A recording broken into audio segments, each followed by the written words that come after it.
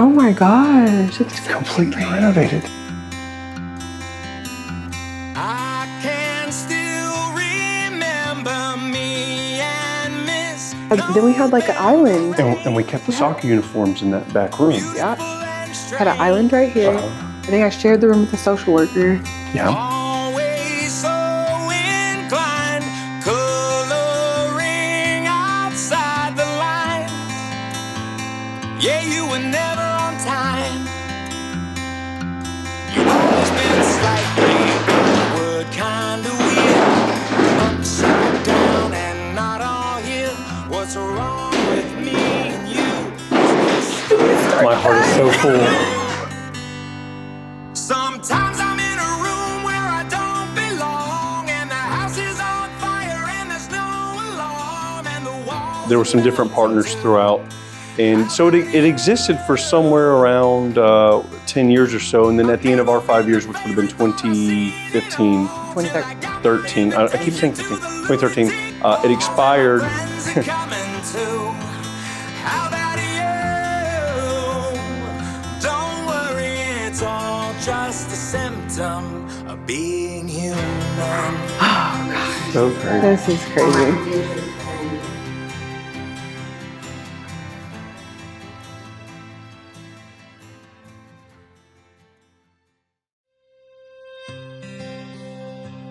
For over 25 years now, I've been supervising student teachers in the public schools. I have visited, observed, and worked in hundreds of low-income neighborhoods and the education system that make up these communities. As I think back, rarely I would ever find myself leaving a school feeling good about the education I thought those students were receiving, and asking myself tough questions about how incomplete the delivery of care was for our kids and how their personal needs were just not being met. In my heart, I always knew that my students at the university could help transform the community. And so in 2006, we started an after-school program at the most at-risk junior high school we could find. And even though the school shut its door a couple years later, our program had spread to several other junior high schools.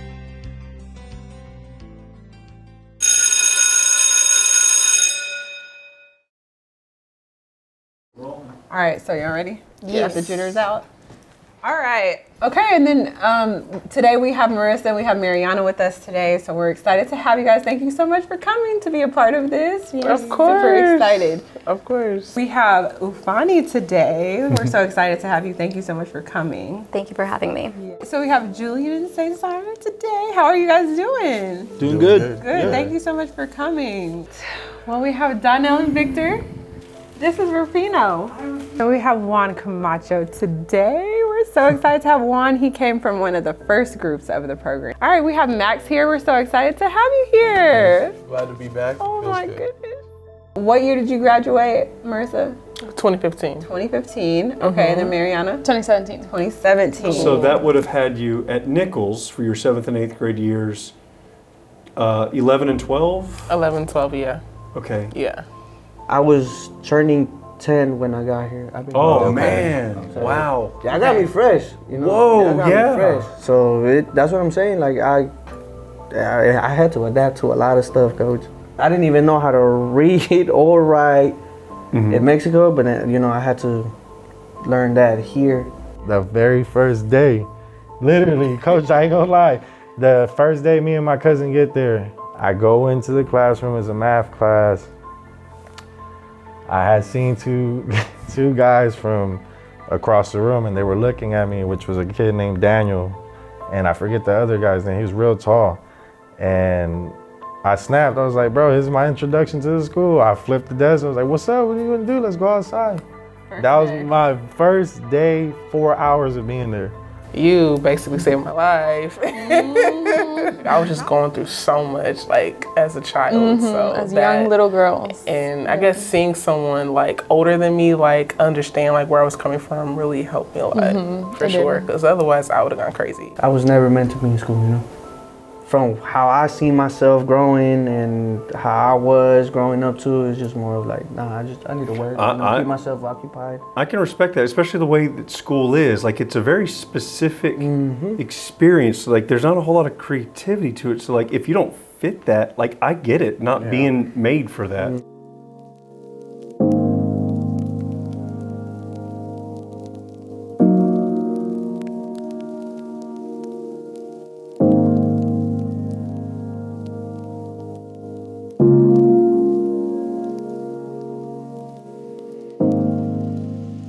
Like every day was pretty important because you're going to go to work. Yeah. And you're hoping for a good day. You're hoping you don't get any headaches, but you also know there could be a huge challenge. Like a kid might tell you, "Hey, my cousin died yesterday." Yeah. You know, and that could happen in any school. It's not specific, but you just knew that every time you walked in, you're just got your fingers crossed, like, today won't be a bad day. Let's have some good news, you know, that kind of thing. And I think, I mean, that's what it was. It was work, but it wasn't work. Like, it didn't feel like work. It truly felt like we were making an impact and a difference, but we were just hoping, it's like 10 years from now, what is it going to look like? And then here we are, you know, 13 years later. It's wild because I know for a fact, we have had the conversation, hey, what we're doing is going to pay off in the future, and we might never see the fruits of the labor, we right? said that, yeah. I know for a fact we said those words exactly, and so now here we are. It is 10, 12, 14 years later, and we're quite literally seeing the fruits of the labor. Yeah, it's crazy. But it's a beautiful thing, for sure. I feel like people get the misconception that I was in a gang. I was just around it. We thought you were. Because that's what the school would portray. I never forget, you remember Ms. the translator for Hispanics? She told that to my grandfather. That you were in a gang. That, you know, your grandson comes up here with knives, guns, drugs.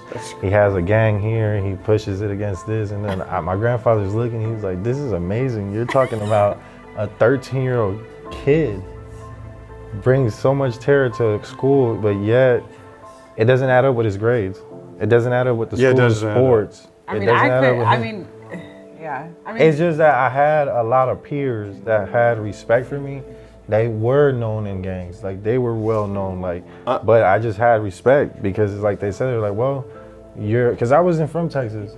So all the people that I would meet and we cross, it just, the gangs that would exist over there, it's the same thing here. It's the same politics, but it's different. It's not as quick. You got to be a quick response. You might have that aggression because here, they're not gonna do what they're telling you. Over at back home, they tell you, I'm gonna go by your house and shoot you. They're gonna do it. Yeah. So my reaction to them would be over the chart to the school. Yeah. So that's why when I heard I was in a gang, I was like, I'm affiliated with what? I didn't even know. I'm not a card-carrying member. Yeah, that's what I'm saying. But I wasn't stupid either. I was wearing red. I was wearing black with the red. And like you leaned into it. You used the reputation a little bit to your social advantage, I think, because having that reputation was good for you on the street, even if you weren't out there banging. Just not in school. But not in school. Mom and dad split up when he was a kid, and his mom was just the one working, and he lived in Dallas and in the hood somewhere over there, and you know, he just was trying to be with the gangs and stuff. And I would just tell him, like, man, join football. And he joined football. I told him to join Century 21. He joined. So I feel like his head mentality was more now into sports versus just staying at home or, you know, just going with his friends and doing bad decisions.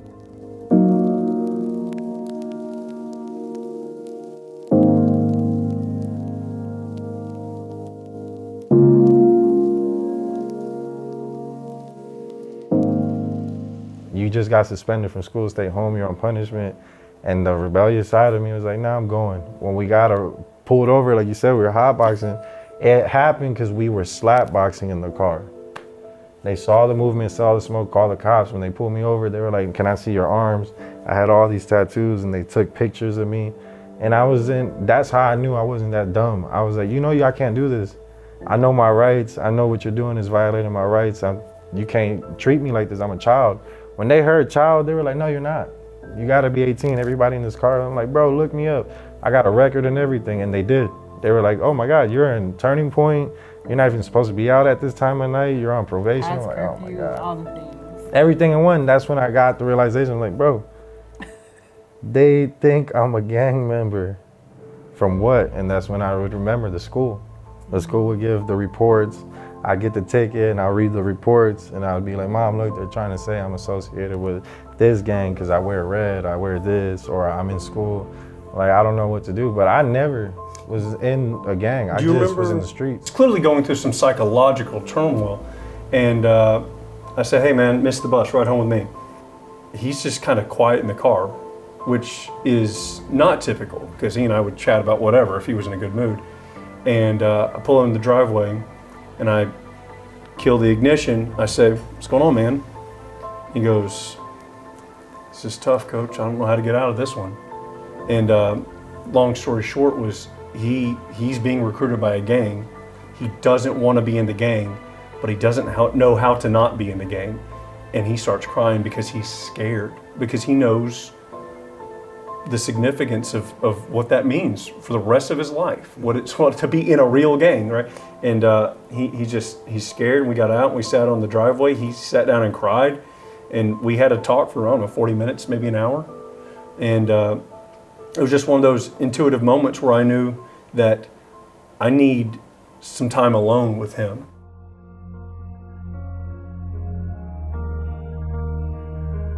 Title I schools have high concentrations of students facing economic and social disadvantages.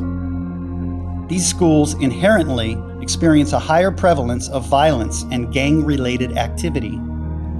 Low school connectedness and lacking a sense of belonging to something positive and constructive are precursors to bad behavior and gang involvement. That's where I had no choice. Like, they're not gonna respect, oh, you're so-and-so's little brother, but he's not affiliated. Now it's like, oh, you're his brother. Let's go. We about to come at you. And I wasn't a small kid. So I'm having kids that are grown men or 16, 17. I'm fighting every day. I remember when I got followed home by a group of guys that were like 18. And they pulled me over. Did they know my you side. were 13, 14? Nah, coach, I'm Because you were big. And tattooed, tatted up. When you heard my voice, when you seen the weight I was carrying and the people I was fighting, they were like, bro, what?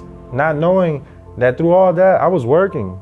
My dad would try to pull us into his work. He was starting his own business. That's why I told my parents, y'all didn't fail us. I was 19 when we started. I'm 35 now. And I'm realizing that those parents, I'm older than those parents were at the time we had their kids. So I now know that at that time, those parents were fighting, clawing, and crawling to survive.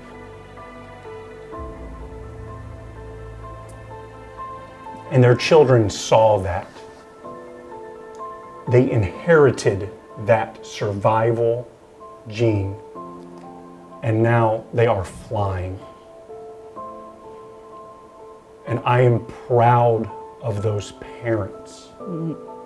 I'm proud of those parents. I'm proud of our kids, obviously, and the parents are proud of their kids. I'm proud of the parents.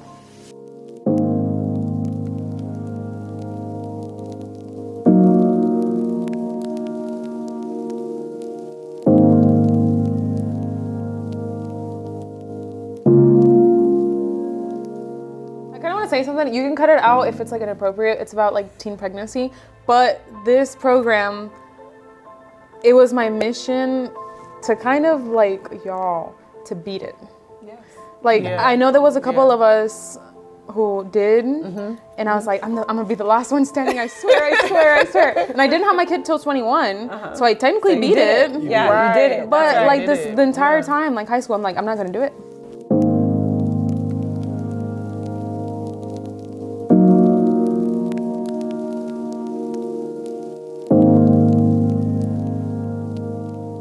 I had a conversation during a Passport to Manhood character about what it means to have sex and why we do it biologically and what the consequences are and what's great about it, what's wonderful about it, and what you need to realize you're doing in that act, and the value in delaying that act until there's an amount of responsibility and the consequences of not. And we really talked about it honestly, because no one ever really talks about sex honestly with kids.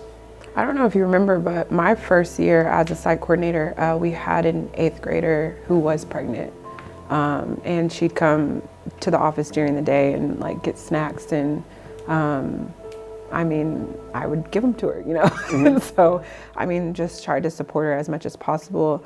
Once she had the baby though, she didn't come back. So, you know, I think that was why we made that conversation a part of our character development, like in years to come, because we knew that they were doing it. And so if they were doing it, we needed to make sure that we talked about it, because their parents probably don't even know that they're doing it. And then the teachers probably aren't talking about it. And so we felt like, you know, we were kind of like the place where we could do that. We were the place, and there was no other place. In school, you go to school, you get there at 8 a.m., you leave at 4 p.m., and in all that time, there's no time carved out for a conversation like that, unless a student has a special relationship with a teacher or coach, a special mentoring relationship. But that's kind of what we were dedicated to. That was our dedicated purpose of having, I think I've used this phrase before, shepherding our students towards a more promising future. And I think if you're going to do that, if that's your goal, if that's your vision, then you need to implement strategies that might not be comfortable. And I think having conversations like that was really, really important, because in different schools with different kids, the problems are different, right? At Nichols at that time, these were the problems: drugs, gangs, pregnancy. So yeah, I felt that we kind of just took a visual inventory of like, what are the problems here at Nichols? Let's talk about them.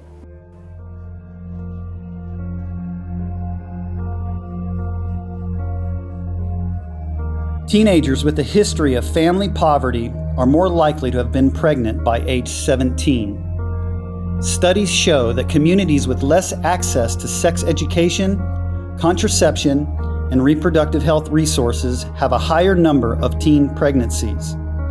70% of teenage girls who give birth end up dropping out of school. I remember having a conversation in the Passport to Manhood class with a group of boys, and it was sex. And I'm like, oh, Jesus, we talking about this. Yeah, it's in the book. This is what we're going over today. And it just reflected on like my personal life and saying, you know what, if you're going to be an individual who is going to mentor and talk to kids, you need to be making sure that you're doing what you need to be doing. You're living that kind of life. So I really like now as I'm, you know, in the where I'm at right now, but as I took it into elementary, just like, hey, you don't say something unless that's what you're doing.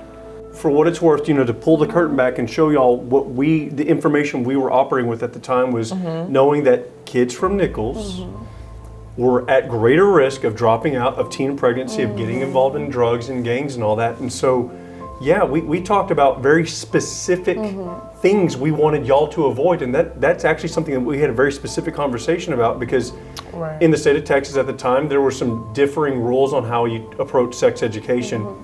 And we decided as a team, like, we're gonna speak to sex education, we're gonna do it in this way, because that's a very specific issue that we don't want y'all to have to face.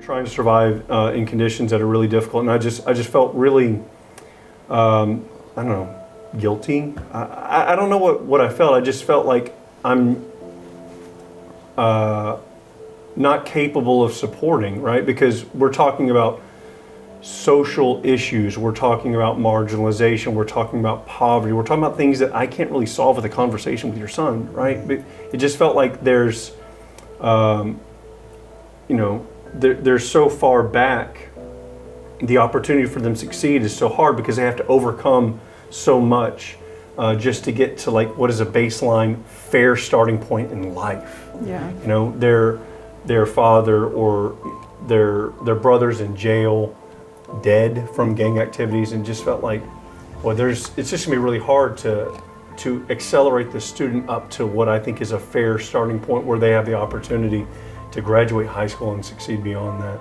They were stealing from Kroger because they didn't have food. They were starving kids. This was a whole family.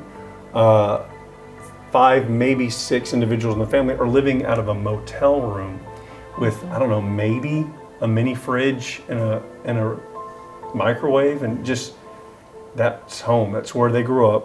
It's where they're going to be when they graduate high school if they get there. And I dropped them off and I pulled around the corner and I just kind of cried, just because like this is really, really, really sad. And it just felt like, do they even know that, man, they're really behind the 8 ball in life? It's just so unfair. Yeah. After-school meal programs fill the evening hunger gap for many children in food-insecure households.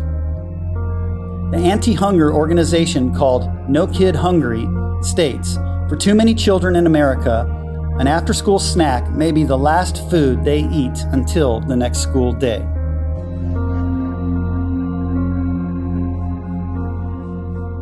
A lot of the kids in these under-resourced, communities it's survival mode at home. So it's probably chaotic, there's a lot going on. And so what do they get from school? They get order, they get routine, they get discipline, food, all of these things that they need, because, working at the school that I work at now, we provide breakfast and lunch. So at least if they don't get anything at home, they at least got 2 meals a day. I was like suicidal, but I couldn't talk to my parents because I didn't have a safe environment at home. Like literally it was my only safe outlet. I just didn't really know how to utilize it. And then over time, I was like, oh, okay. It's like we matter to someone. Yeah. At home, we might not matter, but like, right. My mom just had a lot of kids. Well, 3, but I matter to you guys, Yes. And that kept us going. I mean, I remember having a conversation with the mom where the student, was fighting her, and she was like, I don't know what to do. And so I pulled Colin and I said, hey, like, we need to go talk to her. We talked to her, and I think it got better, but we've had those kind of situations where the parents were coming to us for help. So not only do we build relationship with the students, but we extended it beyond the student to the family. And so the families knew that we were there for them too. It was really just survival. Like, I would leave the school either with the intention of knowing I'm gonna get jumped, shot at, possibly ran over if they wanted to, or I'm gonna be in a house contemplating the next wrong thing I'm gonna do. Because that's all I had was time. Yeah. When you got time, and it's not a good wonder when you're in a setting that's not like y'all's setting. Like in y'all's setting, when we would sit there, that y'all would have us be quiet and do the study time, I'm wondering, and I'm like, damn, I could do something a day to be productive. We're gonna play soccer. I'm gonna try to figure out how to make coach think that last game was great. Well, we're gonna blow the next team out by 100 points if we can. I don't know. I never learned being in a room full of like a lot of people. I don't know, because it kept my mind distracted. Not your style. Yeah, it's not everyone's style. I get it. So, I mean, it's not that I didn't want to graduate. It's just like ever since I was a kid, I've never liked school.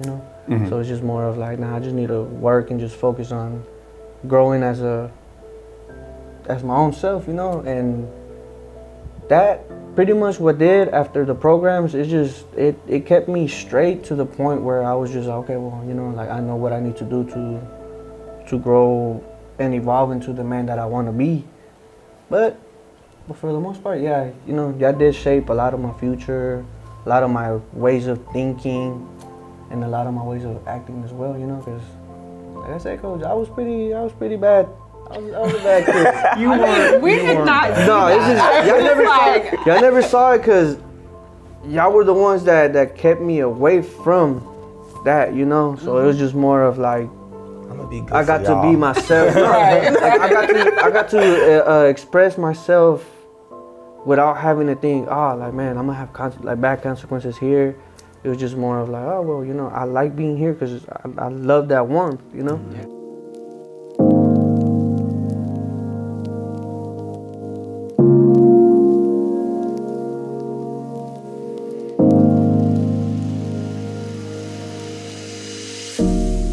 trying to bring the community into Hutch. And Hutch at the time was probably the most at-risk school. And they were a failing school, and we were trying to bring a bunch of community members all to sit down and figure out a strategic plan to come up with some programming and bring it into Hutch and show these kids that the adults do care, and have a bunch of programs for them, a bunch of access and opportunity to all these cool things that would hopefully get them excited to get to school, because they were having, very significant attendance issues. I know all the schools that we ended up doing this with had these issues. Were you aware at the time, or are you even aware now, that the program was designed specifically to target, for lack of a better words, at-risk students, at risk of dropping out, at risk of failing, at risk of joining a gang, doing drugs, No, I did not know that. I just thought, so like when I was younger, I went to the Boys and Girls Club, and so I kind of saw it as like an extension of that, but with a lot less people, I guess you would say. Mm-hmm. So I didn't necessarily see it as like more what it sounds like, a support type of group, rather than like, hey, after school program, you can do homework, we have this, we have that, and then you're just there.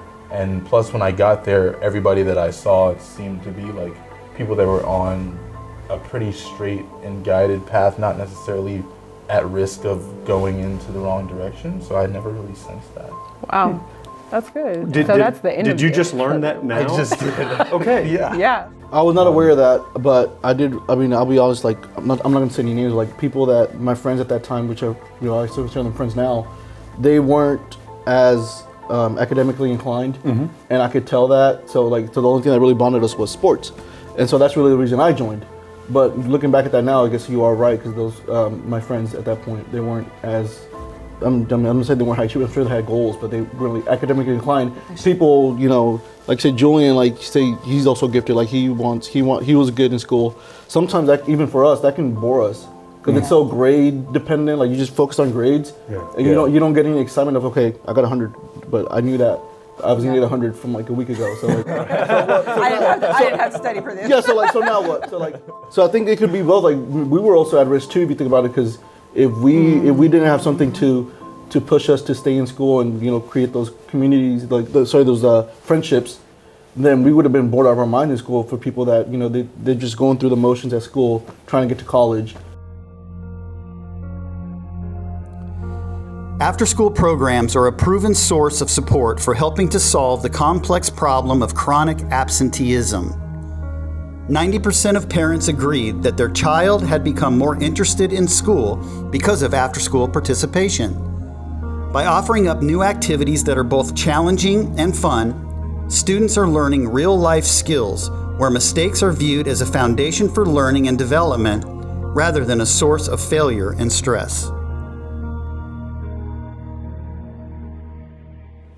We need to be aware that schools need help, and the kids need help, the parents need help, the community needs these kinds of programs in there. We were just one program in a handful of schools. What about all the other schools that aren't getting access and opportunity to these kinds of programs or these kinds of people?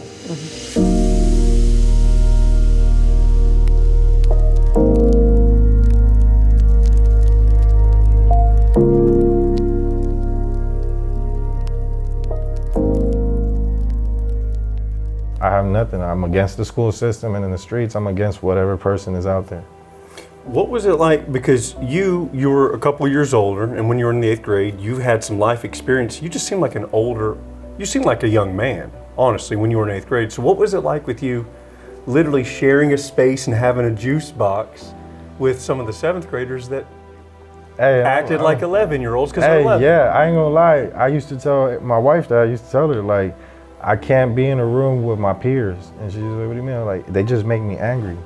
I was like, it's like, when I would go to Turning Point, you got kids that are 17, 18 sharing a class with me. But they're on program from a prison. Like, they're really telling us, like, bro, I just got out of the system. That's why I'm on an ankle monitor. And I'm 14, 13, standing in there, I'm like, bro, I'm fighting for my life. Because some of these kids think I'm a grown man. But I've just lived a lot of experience so early that I feel like it was just shaping me to have that mold already against the world. Like, I know what the world gives. I know what's reality. I know what's not reality. I know my reality versus someone else's, but I could read the room. My peers wanted to be into video games and girls, and even though I was already, I don't know if I could say that, I was already having sex at that age. And even then I already knew. I had my first drink before that. I had my first weed smoke before that, but I never did any other drugs. I just knew what it was. And I feel like that just made me sit in the room like, bro, I don't want to sit around these cornballs. They want to sit here and play quarters and Yu-Gi-Oh! And I'm still talking about, yo, I got a sack, not even that. I got a sack of weed in my pocket and a razor blade in my back pocket. And y'all are sitting here looking at me like y'all are cool. And I'm over here like, still playing sports and stuff, but like it's kind of like, okay, you go to practice and you go back home. It's not really, you don't have that camaraderie. But knowing that you're all in the same school is kind of bonds you a little bit more, and gets you like actually feeling like a team. And I know, correct me if I'm wrong, I think we won the championship the second year. I think. Yeah, then we won. So that was even more special. Like it was like, hey, we actually did something together. So I lived in Idaho before, and then we moved to Texas in 2009, and it was a little different from how the school system was over in the state of Idaho versus here, because here you guys have middle school from 7th grade to 8th grade. Over there we have it from 6th grade or even sometimes 5th grade. Oh wow. Right, so so I was fresh, new, didn't know anyone. I met a few people, and I think it was Erica and Nubia at that time. And they mentioned that they were going to stay after school for soccer. And I was like, well, you know, I wasn't into soccer at that time so much. I was more into basketball. That's what I played in Idaho. So I was like, well, I guess I can stay after school and like just meet more friends and do an activity and get a little bit more involved. One of the things I'm proudest of is with nothing to show for your effort, no victories, all y'all 7th graders came back for your 8th grade year. Do you remember why? Why you came back to get more, to another taste of losing? It was fun for me, not losing. It was fun just to be with friends after school and doing an activity that we all enjoyed and were passionate for. So I think that's what brought us back the following years, to continue to improve and have fun with friends. City council members and city officials and nonprofit organizations and law enforcement was part of that steering committee that we were coming up with these programs. And of course, UT Arlington and the students, you all were students in I think it was secondary methods that y'all took, that we were, you know, involved with this project and doing service learning opportunities out in the schools and trying to figure out a way that we could get involved and make an impact in positive, constructive ways. And soccer just seemed to be that one thing that was really needed in the junior highs, because the 8 Eastern junior high schools at the time in Arlington didn't have soccer clubs. I feel like my class and my generation at the time, we would bring the streets to the school. Yeah. And so I knew, like, y'all knew my enemies, y'all knew who liked me, who didn't. And like I said, I was like, at least y'all didn't cherry pick. Y'all didn't pick like, oh, we want to save this kid. Together. Yeah, I know, but some things you just gotta leave it. It didn't work out very well. No, some things I know some things we just had to leave it like it was, you know. I do remember having many conversations saying that whatever y'all do outside of this room, y'all do out there, but you don't bring it to 21st century. I remember those conversations. That's why when y'all would kick us out, I used to be like, I understand, bro, we bringing the wrong intention. The kids that are actually innocent are in there like, bro, what are they doing in here? I remember a kid came up to me and was like, are you allowed to be in here? And I'm like, excuse me? He's like, yeah, and that's when coach comes around the door. Yeah, Rufino, come here, man, what's going on? I need you to help me with the milks and the stuff, because we would have them in those little coolers and we would help him. And he would be like, all right, but it felt good because, and it kept us like, well, you see, little square, I'm going over here with coach. He knows me, you don't. And that's what they'd be like, how long has he been here? And they'd be like, yo, he's here. He's been one of the longest ones here too with the other people. I'm like, yes. Something finally I could be proud of and tell my mom, look, I'm a part of a program where people know me not in that light. Yeah. The light that she was proud A different to know. identity, Yeah. really. Yeah. And a whole You could different be identity. Who you wanted to be. So I'm like, man, this is a pretty cool program. They got kids like us in here. Then you got the kids who we know are nerds. They're really study. But now I'm over there talking to them, and they're over here like not scared of me. Now they're like, all right, I'm gonna show you how to do this real quick. And then I'm over here like, damn, they're really not scared of me. Like coaching them gave them a different image of me, and we're interacting. But that was what y'all brought to the program. Aside from y'all strategies to give us those pep talks, which was really useful, it was more so like y'all made it to where we had to interact. Y'all didn't keep us segregated from interacting with each other. It didn't matter what the group looked like. If these kids seem they're popular, they're athletes, they're nerds, or these are just the weird kids, y'all found a way that we all were there like, all right. I think that's the beauty of it too, because like I think someone said that something very similar where it's just like you probably wouldn't talk to them outside of 21st century. Man, and like you never come to in my 21st life. century, it's like everybody's family here, like say what's up. How you Like that day when we were all defending each other, I'm like, bro, I'm defending this little short, nerdy dude. I don't care. Whoever messes with him, y'all gotta It's go a through me. problem. It's like, he really stood out there. And I'm like, bro, I'm standing out here for a group of kids that don't even know me outside of school. It was the highlights of my life. I am telling you, it was the highlights of my life. High school was trash. Middle school was the best because of this program. We would stay till like 6 p.m. and I had no cares in the world. I was 7 p.m. What was the draw? What got? It was fun, I guess, but how could you tell on the outside? Like, what made you want to be a part of it? I think the structure overall, like everything that we like charm school, that was a huge part of my life. So like the step team, your friends, we had friends. Yeah. And we loved you guys. We really did. Yeah. Y'all were so much better than the teachers. Yes. Hands down. And y'all are nicer. So that's probably what made us want to stay after school that long. Come to soccer practice one day and you were When he was suspended. suspended. I know, I was no. like, that's how I knew. I was like, I like the program. I really like the program. I was at home all day, and then they tell me, or and my wife would tell me like, don't do it. They're gonna tell you to leave. I'm like, man, they love me. They don't let me in, and that's what And we coach would was tell like, you, we love you, but no, you can't yeah, stay. they're like, no, you gotta leave. You're not even supposed to be on school premises. I'll be at the fence like a little kid. Let me in, coach. What y'all doing? I'll tell you why we were like, go now, because I was worried that if like It'd be a another bigger teacher scene. saw you, Yeah. they would add another week to it or something, man. Yeah. Because we were talking about this over lunch. You weren't really treated fair.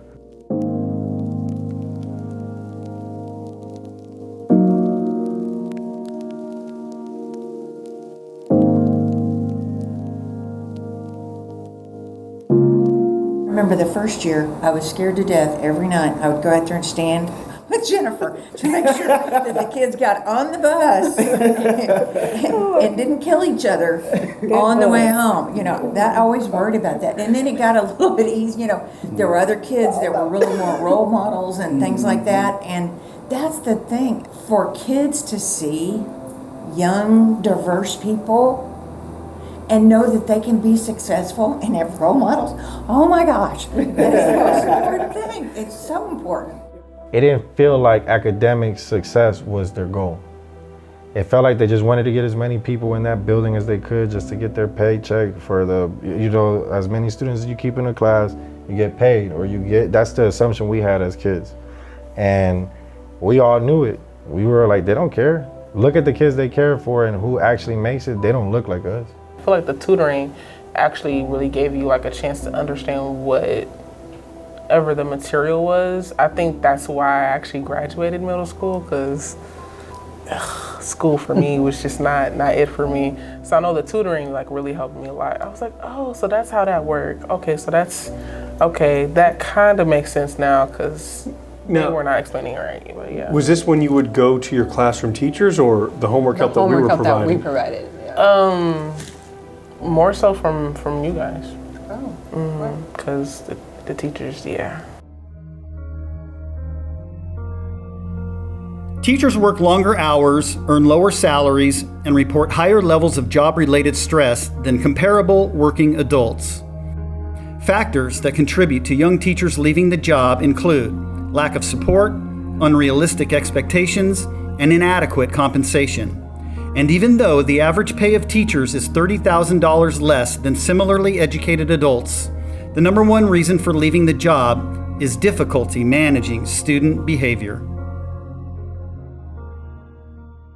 Teachers are so overworked. Teachers at schools like Nichols, all teachers are overworked. They're overworked, and it's all they can do just to get through the daily curriculum, the curriculum that they're told they have to teach. And so all the other important life skill stuff, if it's not taught by someone that's there to supplement the school, it's not taught at all. Because you can't count on it getting taught at home. We all have a stake in education. Part of our civic duty should be to serve our schools, or at least provide some kind of school oversight with an occasional observation of the educational system. If this happened, we would have a much better cultural understanding of the massive teacher burnout problem that is emotionally draining and physically exhausting the education system. Burnt-out teachers are much more likely to experience poor student interaction, counterproductive instruction, and increased absenteeism, leading to an exodus of the profession.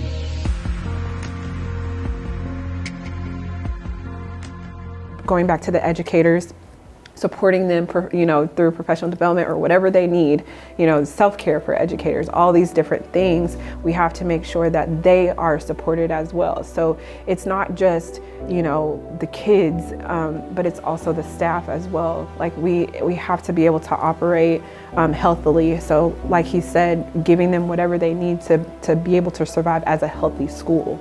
I always took up for it. Like I took my responsibility of what was done to me was because of my actions. Yeah. It was never my words. I always told people, your actions speak louder than your words. And I was always doing more with my actions. I never was to speak. I used to just tell them, watch, I'm gonna show you how much I don't care. And they used to be like, why don't you just speak to us about it? Like, cause y'all not Coach Collins or Ms. Miles. I'm not sit here and talk to y'all. And they used to be like, that's probably what they hear. That's right. Yeah. No, that's the thing that I noticed with some of my teachers.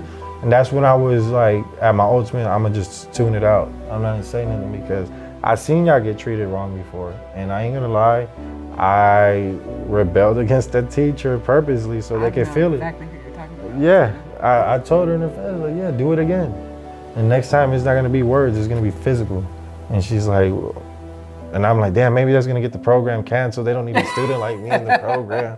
And it wasn't just me, Jesse and Xavier and us, we would have teachers, we were telling like, bro, y'all take it easy with our coaches. And then my own coach would be like, how do you have respect for someone that's not even a real coach? I'd be like, bro, he's more of a coach than you. You only care about a win, about going on these roads and doing what? I'm nobody famous. I'm just here, and that man makes me feel famous. He literally will come looking for me to tell me, or Miss Miles will call and tell Miss Cartwright, is he in there? And they can't find me. They're literally trying to find us throughout the whole building. I'm like, y'all just looking at us because you need another kid to stand on that field.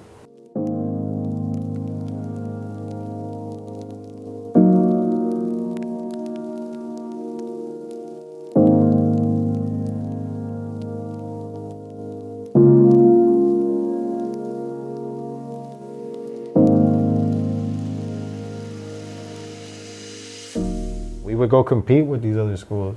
Coach, you remember the time we almost got in a fight with the opposite school and the coach was antagonizing with the students? Yeah. I'm like, you see, that's the kind of coach I would have had. I've been doing the worst things for him. I had to act like the grown-up because I really felt like there were some young men that depended on some type of grown-up, and so that did grow me up. I started kind of becoming all the things, the message I was preaching, I kind of became a little bit more responsible and all that. And, maybe it's a natural consequence of going from 19 to 24, right? Those 5 years of growth. But I credit Nichols for growing me up at the exact same time I was trying to grow them up. But watching Lee interact with the students and Megan and y'all, really, I felt like I needed to maybe take a less disciplinarian approach because I was really worried that if they didn't believe I loved them, then this is all gonna fail, right? So, because y'all saw how some of the teachers interacted with those students, like with hatred, like really damaging interactions that I was witness to, and I did not want the students to think that I didn't care about them.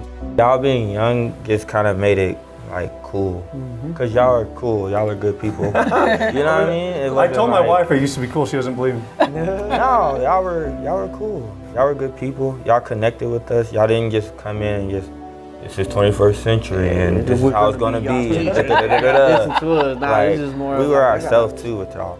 It's almost like when you have parents, where there's like the nice parent and then the I guess rude or grumpy parent. Wait, But I not was the necessarily- nice parent? No, but like so, Hold on. so she had the mother, Nurturing, like the nurturing it mom. was like, she was nurturing a bit, but then when you kind of got out of hand, she was like right there to like kind of remind you like, this isn't like anything sweet. Like I'm here to like really, like yeah, I'm supporting you, but don't play with me, honestly. Not and to you put- switch to you, where like we're like, oh, it's time to have fun, but still he's gonna have his way of like also keeping you in line, but then still letting you have fun. So it was like a switch off. Teachers view role modeling as encompassing the embodiment of moral values, social responsibility, and emotional regulation. Studies show that students who considered teachers as role models were positively influenced by age relatability.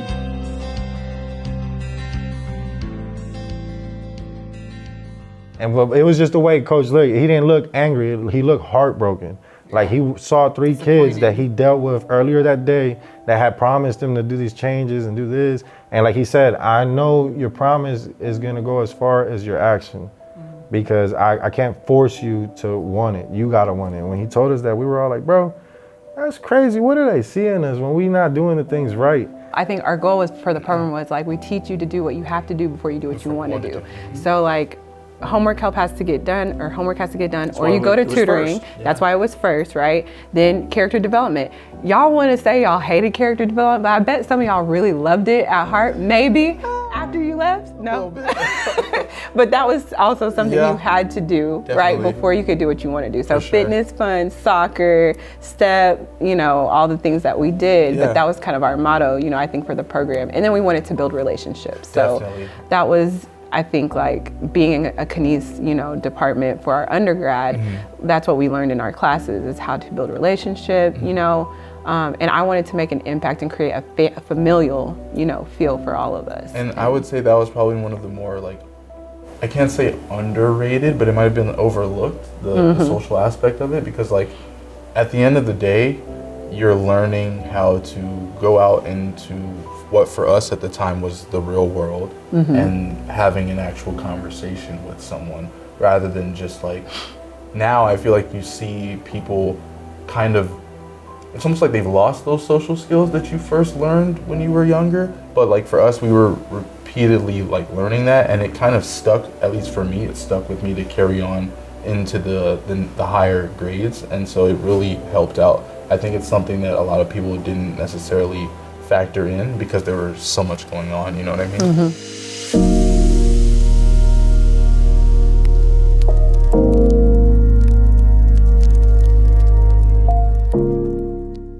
When you started, did you know what you were getting into? Like, did you know what it, So I think, okay, so when she recruited me and I came in, I remember the first day we had the girls program, and oh, Perla, she was the one. But, you know, Megan was like, now it's rough. You know, she told me. And I was like, oh, it'll be fine, you know, whatever. And I came in there, they were so disrespectful. And I was like, oh, I can't do this. I was like, what did I get myself into?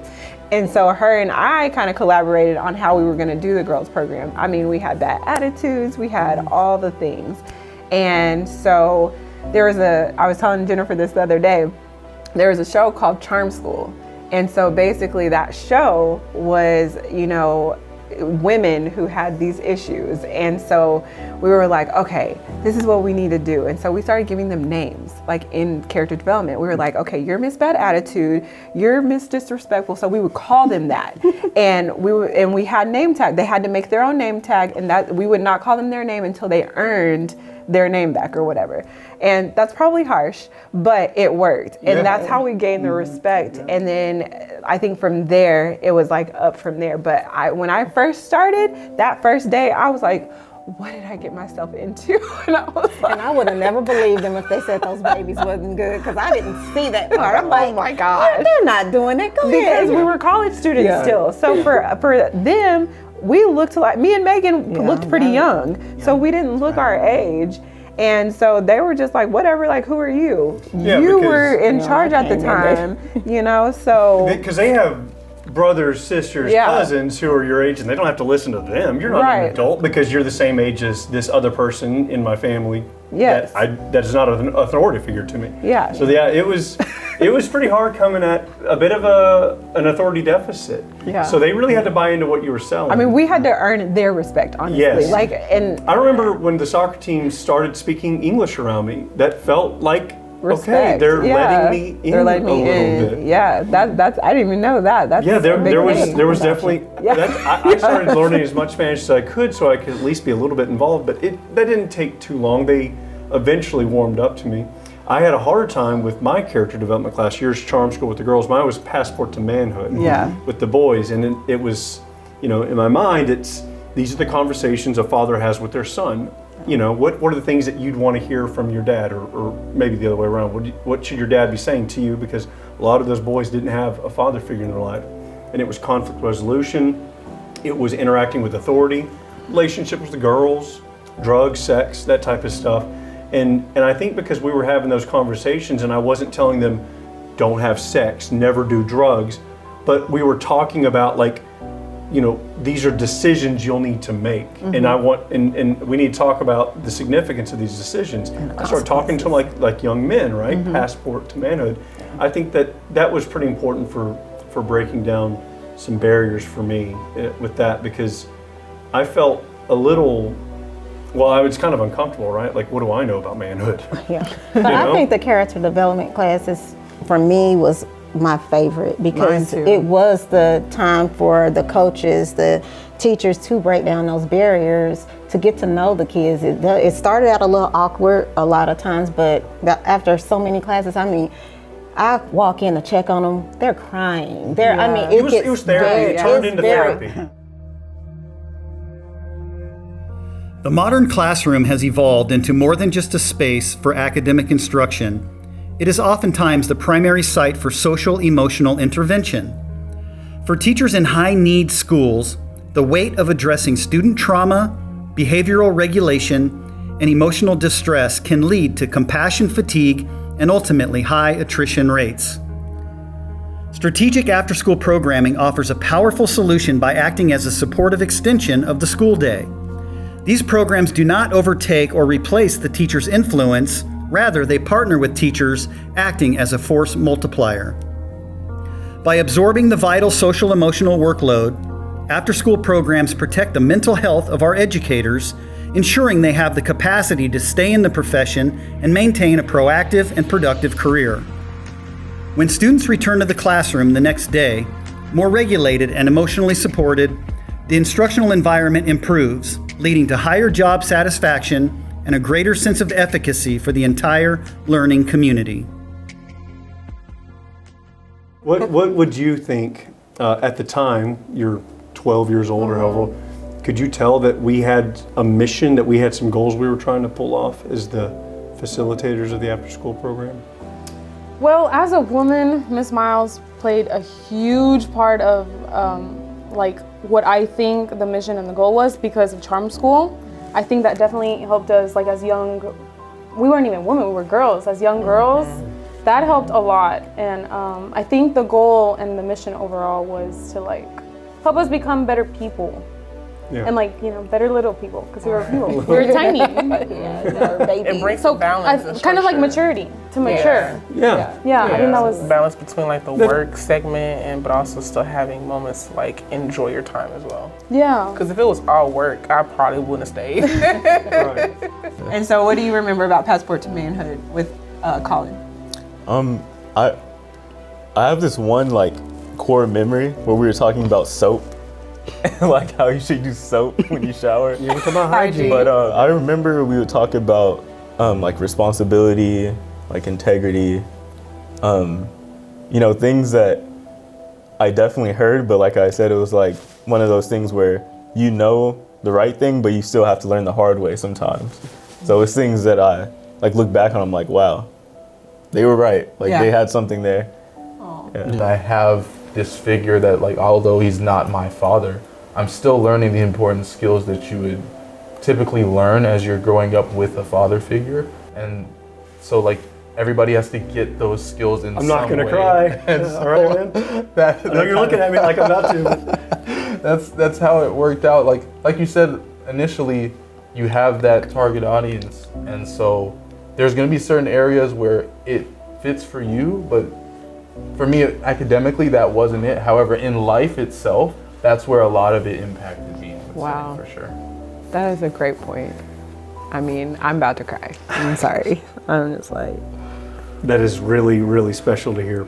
Like I said, you know, we saw you as not just the coach, we saw you as that friend, that fatherly figure, you know, that kept us pushing on and, you know, told us, hey, this is wrong, you got to do it this way, because, you know, you kind of taught us what things were good and what things were wrong. Implemented ethics. And we didn't know it at the time. Mm-hmm. We didn't know that we were was just ethics. everywhere. You know?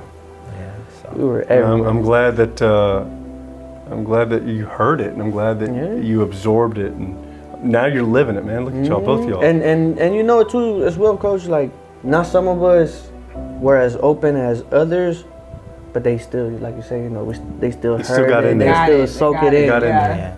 They come to you broken and in different ways, and maybe not even realizing how much angst they have, how much stress they have, how frustrated they are at their situations that they have no control over, home life stuff. I mean, they can control to some degree, their attitudes and their responses to conflict and things like that. And that was really the point of the Passport to Manhood. It was basically training.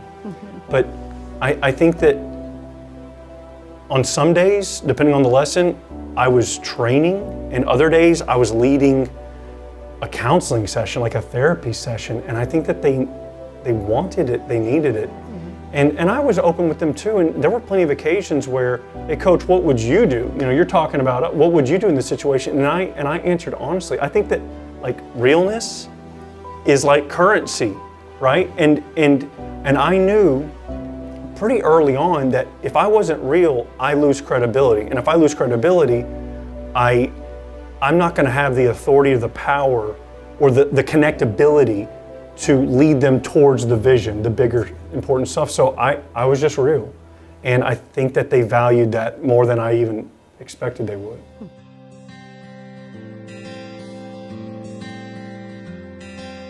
Human beings require face-to-face connection with positive role models and need opportunities to demonstrate honesty, trust, and compassion.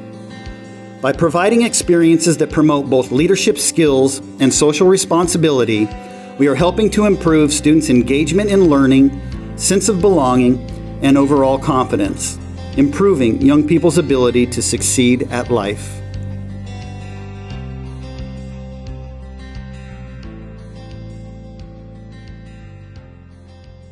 Actually, when we left in 2013, it actually became a business for me. So I made it a nonprofit and took some of the girls that graduated, and I would still meet with them, and we would go do fun things, and we did like photo shoots and stuff like that. So it kind of spilled over into my personal life, and it produced my purpose. And so it's such a strong need, I think, for boys and girls to have some form of character development and to really like focus on their self-awareness and, you know, social awareness, self-management, like how to manage my emotions, how to identify my emotions. Very intrinsic Yes, at first. yes. So all of those things I think are necessary at any age for children. But I think at middle school, it was more crucial. It felt more crucial, I think, for us. They came every day. They came on time. They stayed late, whatever was needed. And those kids saw that where they can count on them. Like they depended on them. They knew they were there. I mean, perfect attendance. I mean, they came and that meant a lot to those students. And I think that had a lot to do with the behavior changes as well, and the program just growing and growing. Because I want to say by the summer we had quite a bit of students and, you know, doing the field trips and all of that stuff. And that's what's like, it got pretty big. And I always say, telling kids, discipline without love creates rebellion. So they have to know you love them. They have to know you're passionate about what you're telling them and you want to tell them to do the right thing. And that's how they're able to receive it, because otherwise you're going to create a rebellious child or response out of it if it comes out of a hatred type form. So. You got to have a passion for kids, period. I don't care which level you go to. And you also have to teach these kids how to code switch. If you can teach kids how to code switch before they leave, you've done your job. The content and all of that, you've done your job. You're gonna get to the content, but they have to have a reason to come into your classroom. They have to know that you actually care for them. The number one study, with all this testing going on, number one study is, does that teacher in front of me think that I can? If that teacher in front of me thinks that I can, when you put that test in front of me, I'm gonna show that teacher that they're right. The one memory I have of Nichols the most is, I think we were at Barnett doing something out on their fields. Maybe it was a tournament or something at Barnett one year. And you had all of your kiddos doing the, what was it? The human knot activity. And I remember, I think I was filming it, and I just remember looking at all the interaction going on amongst all the girls and all the boys on the team, and the laughter and the fun and the engagement that they had. I mean, you could tell that was something pretty special that you had. Y'all gave a sense of hope. That's what I felt. I can't speak for the program and students, but me, y'all just gave me hope. Y'all just gave me the chance to know, like, I may not get it now, but I'm gonna get it. I was like, and I'm not gonna get it when it's too late. 2 felonies or anything, nothing. Until this day, I'm a law-abiding citizen. I haven't stepped in the world of what people call criminal organization or crime or whatever that is. I'm a father. I'm a great husband. I'm confident in what I can do because I've done it. I beat every odd there was as a kid, and I beat it young. I didn't beat it as an adult, and I'm proud of that because I met y'all, and I'm sorry for meeting y'all. I think the program has a lot to give, and you don't have to ask for it.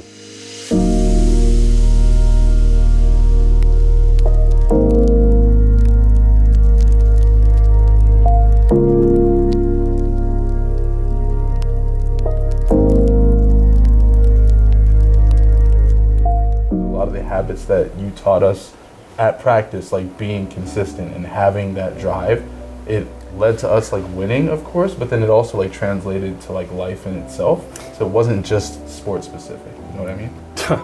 I do know what you mean, and that was absolutely my objective, was to use soccer, and it could have been basketball, it could have been volleyball, it could have been anything, right? Yeah. But use the experience of being on a team, moving towards goals, recognizing that discipline is part of the goal.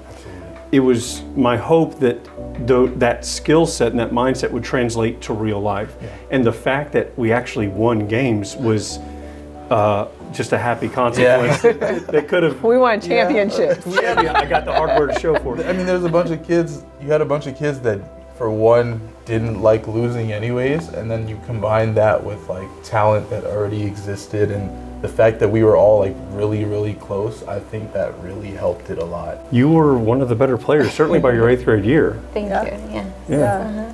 I remember this one moment that you even called me out on it, because all the girls are kind of like standing back from going into getting the ball and with the guys, and I would just like charge right in with them. There was a time during a practice where I think you ran someone over. I mean, talking about shoulder over. And he blew the whistle. He goes, y'all need to be bringing this energy right here. And he was pointing to you and, making a big, point at you. And dude, we loved you. We thought you were awesome. Oh, thank you. And I remember, I don't know if it was my 7th grade year. I think it was my 8th grade year. I remember it was in the library. You guys mentioned that you guys saw me as a leader, and that's been a huge impact that I've taken.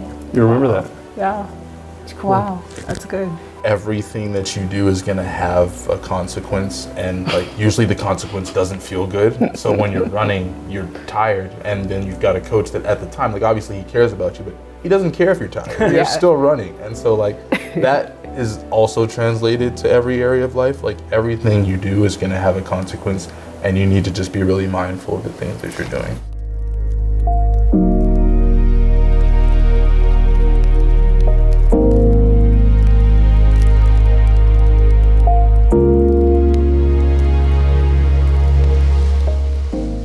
They were hungry for something that was meaningful in their lives, right? And they weren't finding that in other things at school. And so that was what we were charged with. Let's find something that's going to get them to engage and be connected to the learning community and get the parents to support them in some way and have these things going. And soccer was just that carrot on the stick that really seemed to work. I'll tell you what I did with Rufino is I used to have weekly captains instead of like a year-long captain. So whoever worked hardest in practice or maybe got their grades up to an A, I would find something outside of soccer skill to be the metric that I would use to award captain, right? So they were chasing something bigger than soccer. And one week, I don't know why, I said I'm going to name Rufino captain, and he's certainly done nothing to earn it. He's missing practices, attitudinal. Probably was fighting. He's literally in a gang. Right? He was fighting all the time. That probably did it. I think he did. I'm telling you. And so I kind of went with my gut, and I went outside the playbook, and I rewarded him with that honor, and I think that it spoke to him that like, hey, I can have some type of identity. Yeah. Right? It doesn't need to be this, or it doesn't need to be this. Some type of a badge of honor. And I started experimenting with that a little bit. Like, someone needs to run the roll sheet down to the office. It's always the goody two-shoes straight A student that gets, but I started giving it to the student that you couldn't trust, right? Because they're thinking, you're gonna let me do this and be unsupervised for 5 minutes? Yeah, I'll do it. But then you show them I do trust you. Yeah. Here's a little bit of responsibility, and they start to act it. Yeah. So you guys have heard me say this many times in the class, you cannot learn responsibility until you're given opportunities to be responsible. So Yes, absolutely. can't expect students to magically be responsible or young adults to be responsible. They need opportunities to take that risk and maybe make a mistake, and then hopefully you have a support system around them to help guide them along the way as they do. And but it's responsibility is a huge part of growth and development. It gave me unity, It made me feel like I don't have to do stuff on my own. It made me look for, I guess, just better ways to like talk to people and be around people and just conversate and Yeah, that's huge. Just that warmth, coach. Just that warmth,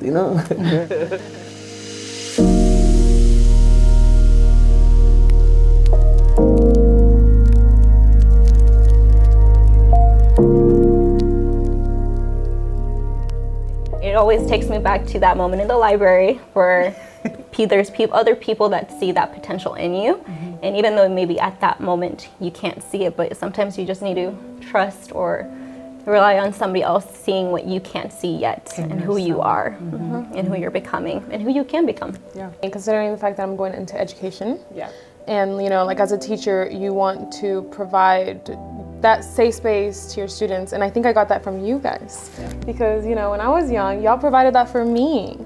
So I think just moving forward, I want to pass that on, and I just want the students to trust me, feel safe with me, tell me what's going on. I want to have that type of bond with them. That's awesome. That's beautiful. So our Professor Nelson did that for us, and then we pass that on to you guys. And now I want to do it to pass them. it on too. It's like father, children, grandchildren. Seriously, you can see how the people that shepherd you, that legacy is a long legacy, and it gets extended, passed on. For you, it was more so like the conversations. It was the fact that we kind of held you accountable, talked to you a lot. That's kind of what helped you. I guess that's what you took from the program. Yeah, because I never held myself to accountability. Like, I had my parents and I had my brother and my sister to the extent that they were still teenagers. They were still growing. They were still living their life, going through their mistakes. But y'all would hold us accountable, but without putting us down. I feel like the system doesn't realize that you're putting us down. Like, some of us already know what jail is. Some of us already know what death is. Some of us know what drugs, all the common denominators of clichéness that everybody says. But no one knows what a caring person is. You don't know how people that are in the system don't see caring. Yeah, they only see you're just another statistic, write them off. Y'all brought that program, and that program made you feel like a sense of security, a sense of embodiment to know that you're a part of something and you're making a difference, because y'all are affecting us with what y'all do. Would tell us like, you're supposed to do that as a man, but express yourself. Explain to us why is it you have this anger. And I don't feel like I ever had that with the school. Yeah. With the school, it was always like, just go, or security. And I'm like, bro, then you made it worse. Saw potential in us and sought after it, so that was good. That was dope. Especially because besides school, we didn't really have someone to like see potential in us, you get what I'm saying? Besides maybe our parent, if our parent was involved, you get what I'm saying? Our parent might pick us up from school, make sure we eat, and that was it. But a lot of us saw after ourselves, and y'all helped us out with that as well, especially after school. Yep. Because if our parents was working, we didn't have anything to do.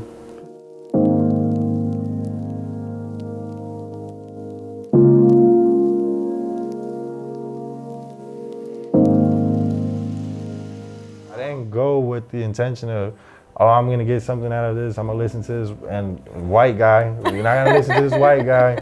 He's gonna try to do the same old cliche BS, trying to, save the neighborhood kid. We used to say that, me, Jesse, and Xavier. Yeah, bro. Yeah. I was very, right very aware of the white savior complex. No, and then Miss Miles, we used to be like, bro, she probably grew up in a gospel house trying to come save us, acting like she could bring that over here. But even when Jesse would be like, yeah, bro, Miss Miles, she got that church in her. She's trying to take us to church. I'm like, bro, no, she's not. I'm not going to church. And then, no, y'all were like 1,000% the opposite way.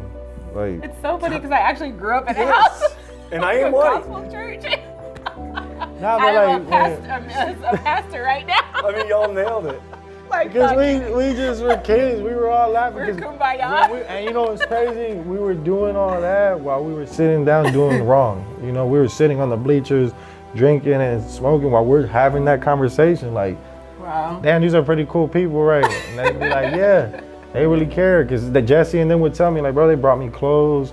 They took me, they pulled me out of class to talk to me about what was going on. I'm like, you see, we don't have that. That could save, at least for me, a kid like me who was smart but had to adjust and adapt to his surroundings.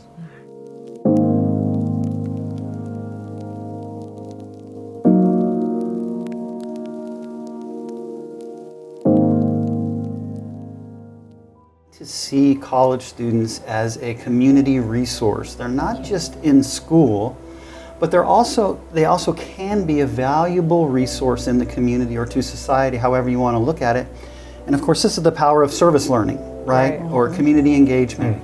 And the university has such a, especially UTA. I mean, we're right in the middle of a huge metropolitan area. We have connections to so many activities that are going on that for us to not be giving our students at UT Arlington those experiences where they can grow and do it in a mentored kind of setting and be a support system for you out in the schools teaching or coaching or whatever it is.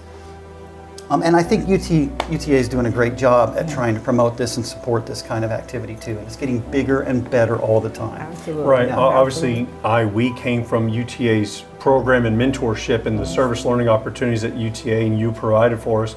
And I'm a professor at institutions that don't provide those opportunities. And obviously, not only the students that we graduate to go enter the workforce as coaches, teachers, what have you, they're less prepared. But the K through 12 students aren't benefiting from innovation, from energy, from passion, from compassion. At a place like Nichols, for all of the wonderful things you could say about Nichols in that environment, it was a tough place to work. And I don't think there were too many 20-year veteran faculty. I think that there's a burnout issue at places like that. And so I think that our kids benefited from us not being burnt out yet, quite honestly, just simply having the energy and the passion at the time. That's a good point. That is a good point because you're hungry for it. You're ready to learn and get into that environment. So they're getting like just that freshness. Yeah, that and freshness. we're anxious to get out there. Yeah. Opposed to being with the teachers all day that, like you said, is burnout, feeling that they're... Yeah, and plus, it took a lot of our time, it took a lot of our energy, but we're talking about maybe 4-hour bursts, where some teachers got there at, 7 a.m., and then it's 4:30, 5 o'clock. There's just a finite amount of energy you have, right? So I think we could show up at the end of the day when the students were also kind of tired and burnt out, and we weren't lacking in energy. I think that matters, right? Your battery matters. And the level of teachers too that was committed to the after school program, they really supported us to stay that extra hour to do the homework help and tutoring, to do tutoring and things like that. So you still had a few or a good handful of teachers that stayed afterwards, that came to support the kids to the soccer games, came to the step shows, and because we had step program. And the open houses, they were pulling 12-hour days for sure. Yeah, and the cooking thing, the kids was learning how to do catering menus. Poetry slam. All kind of stuff, and the teachers was very, very supportive.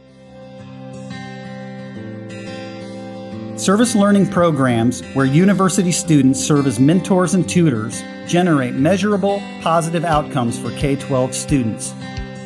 Title I schools especially have limited access to supportive, non-familial adult mentors who can provide career advice and relevant sociocultural knowledge. University service learning programs can help remedy this by integrating positive role models and mentors into the community.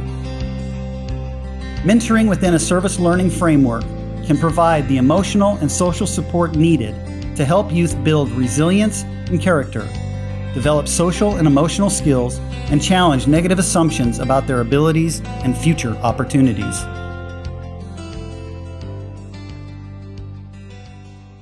People will always forget things that you may say, but they'll always remember how you made them feel. Yeah. So that's something that I feel like if anyone who has came back and has stayed in touch is because you guys made them feel a certain way that maybe they weren't just getting at that time, or they just had a very positive feeling, right? Yeah, so absolutely. These are the people that are going to impact my life, not just right now, but throughout my future, you know? I had that conversation. I cried. All right, I pulled out of your driveway, went down the street a little bit so you wouldn't see me sit in my truck, and I cried because I knew you were having a hard time. And I grew up pretty poor, and we talked about all that so I could connect with you a little bit, but I didn't know what it was like being 1 foot in the game, 1 foot out, trying to stay out of it, being stressed like you were, having to be a man at 13. So I'm talking to you, I'm 20, 21 years old. I'm not a man yet either, you know, even in that moment. And I don't know if I'm saying the right stuff. I don't know if I'm making things worse because I'm hard to identify with.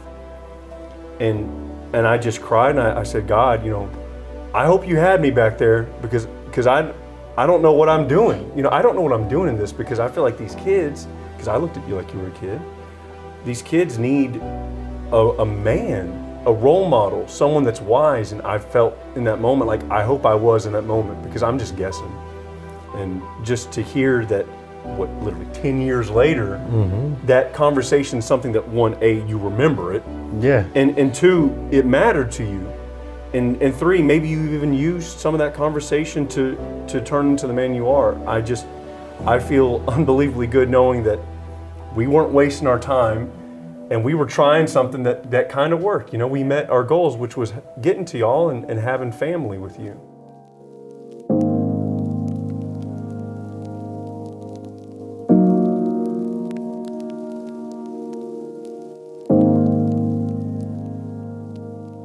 How did Nichols, I guess the time at Nichols, like, affect your overall career for those of us who... For me? Yeah. I'm 6 years into full-time faculty position. I have used Nichols as concrete examples for areas where my teaching philosophy was developed, problem solved with others and collaborated, worked with student success being the objective. I mean, you trace it all back to Nichols for me, for sure. I learned from students. I learned from y'all, obviously, Dr. Nelson, Larry. I mean, oh man, not to get all blubbery, but dude. Oh man, you don't even know how important you are to me. I appreciate that. Thank you. What I learned from you was, you know, now I'm working with college students, 21, 22-year-olds, and, you know, they're on a healthy, secure path, earning a college degree and entering the professional world. But what I learned from you is I can care for those kids, love them, even though they're not fighting for survival like my Nichols kids were, because you loved me and all of us. I care so much about those 5 years. It's very, very important to me. I think for me, just like Miss Jennifer said, you know, it was a sweet spot. You know, middle school is a sweet spot, and it really it set the tone for the rest of my life, and it really drove me into my purpose and, you know, what I've been called to do as an educator, as a business owner, as an author, and all of it centers around, you know, students like the ones that we've had, you know, at Nichols Junior High School. And so I shared with probably all of you guys that 6 years ago, I got a job at a private school in Como in Fort Worth, which is a neighborhood that reflects the, you know, the demographics of Nichols Junior High School. And I came in at the bottom. You know, I came in at the bottom as a PE teacher part-time. I had 4 part-time jobs, you know, into one. And, but they were hard. they were hard kids, and it was only 10 to 12 kids in the class. But I had everything that I needed because of Nichols, because of my experience at the junior high. And so they were like, wow, how'd you get them to do this? And I was like, oh, I've done this. This is easy. We had 100 kids, you know? Because UTA is so much involved in the community and doing things, it carries with them in their careers and their work life to find some type of way to give back to the community, whether it's big, small, it's incorporated into the work, you know. The relationship between school-age children and younger, more relatable educators and mentors leads to improved academic and socio-emotional outcomes. These young leaders serve as vital role models who can provide a passion for work and play that contribute to students' resiliency and mental health. By witnessing these positive traits daily, students receive meaningful guidance and are inspired to emulate these actions, leading to healthier academic attitudes.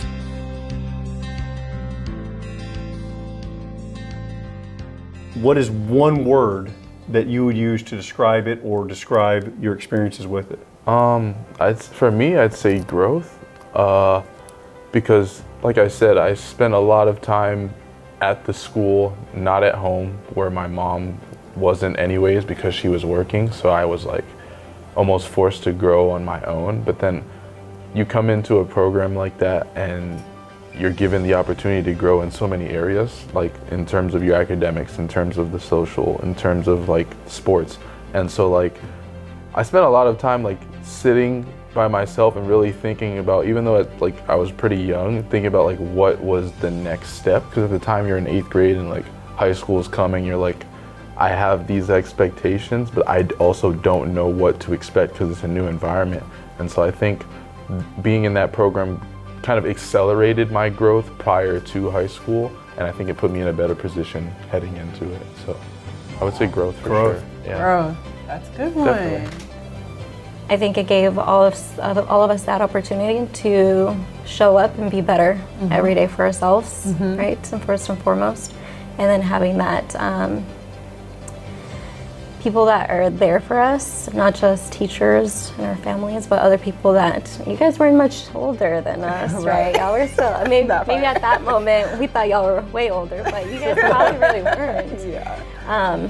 So I would say it's thriving, and I wish it could have continued for other students. Yeah, because my sister went to Nichols, and afterwards it was gone. Yeah. Yeah. Opportunity. Because it's different. We talked about people coming in from different parts of life, and maybe different stages in their life. You can't really bring it down to anything else. Opportunity. The opportunity's there for something, whatever you need. It's just up to you to take it. You know, Julie and I, maybe we needed that outreach. We were so academically inclined. We wanted that social aspect to grow. Maybe kids have that social aspect, but they don't have that academic aspect that they need. So maybe that's what they need. So it's not gonna be the same for everybody, but the opportunity is definitely there, always. Direction, because a lot of people don't realize at that adolescent of an age, you guys are the ones giving direction. Our parents aren't with us all day. You don't have, your parents are more the reality of life, work, live, do for yours. And some of us, unfortunately, don't have parents that have beyond a high school education, so all they see is you work and work and work. Y'all are direction because y'all give us the keys. Y'all tell us there's a direction for everything, negative, positive.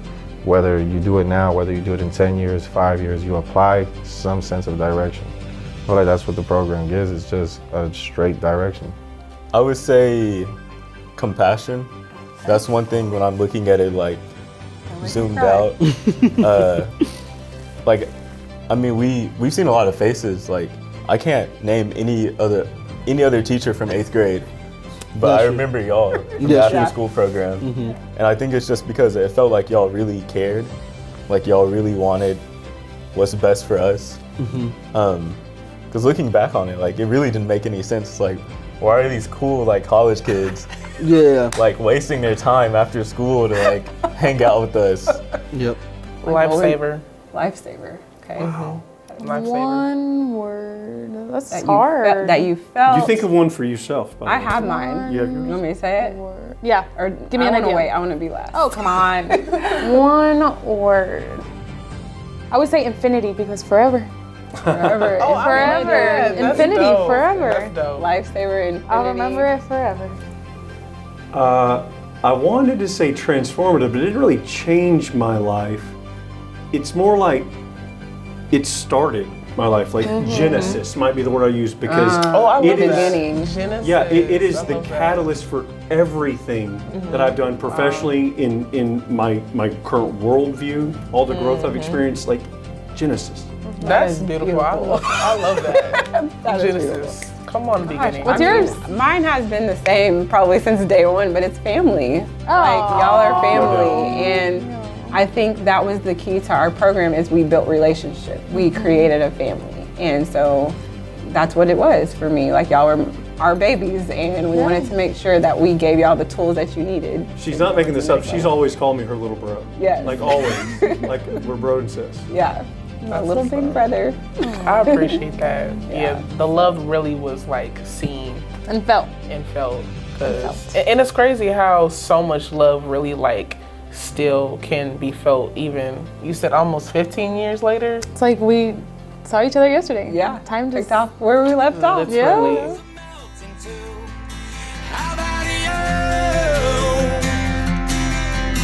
I've never been the favorite, thought I seen it all till I got my invitation to the lunatic ball, and my friends are coming too.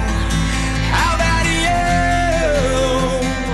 Don't worry, it's all just a symptom of being human. We're all just passing through, passengers on a ship of fools.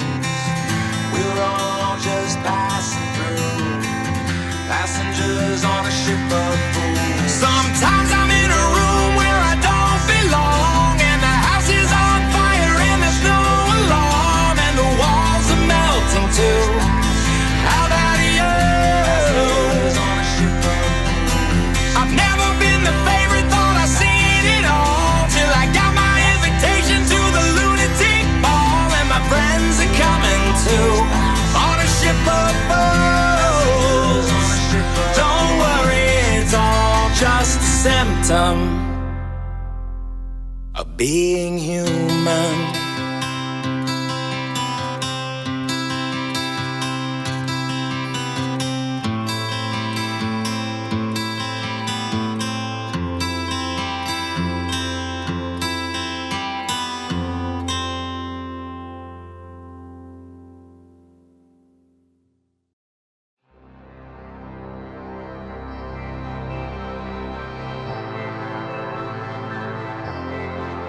Staring back in time, the two of us intertwined, and your black boots walking fast next to mine. We were chasing the thunder inside the storm, running so wild outside the norm. And what remains?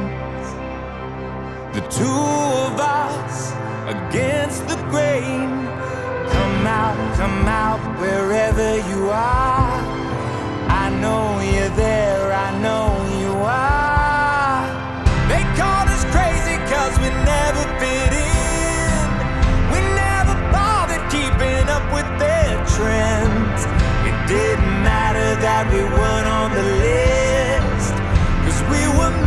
misfits, we were misfits.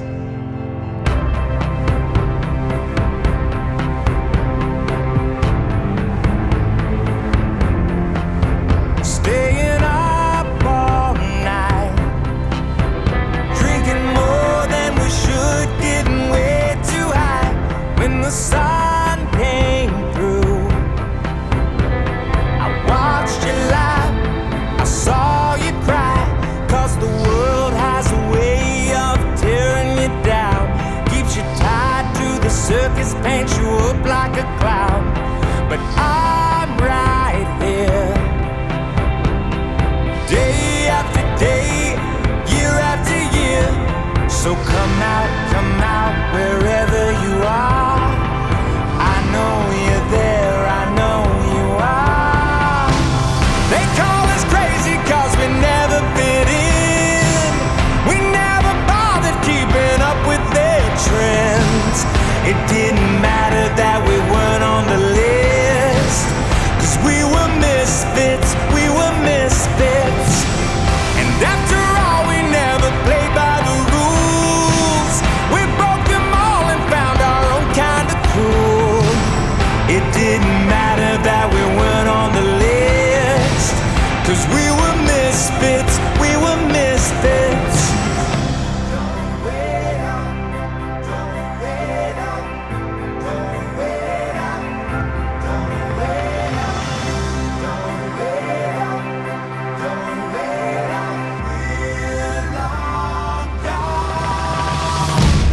They call us crazy 'cause we never fit in.